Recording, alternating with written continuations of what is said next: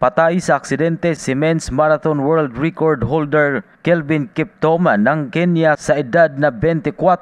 Kasama nito nang nasawi sa aksidente ang kanyang coach na si Gervais Hekisiman nang mabangga ang kanilang sasakyan. Nagtala ng record si Kiptum noong 2023 kasabay ang kanyang matinding karibal na si Eliud Kipchoge. Noong Oktubre ay nahigitan ni Kiptum si Kipchoge kung saan sa layong 42 kilometers ay tinapos nito ng 2 oras at 35 segundo sa Chicago. Ang dalawa ay kinikilala bilang provisional marathon team ng Kenya para sa Paris Olympics. Base sa investigasyon ng mga otoridad, nang minamaneho ni Kiptum ang sasakyan ng ito ay bumangga sa isang poste at naging sanhi ng kanilang kamatayan. Nanguna si Kenyan President William Ruto na nagpaabot ng pakikiramay sa nasawing atleta. Ito si Ray Tampos para sa Radyo Alternatibo Balita Nationwide.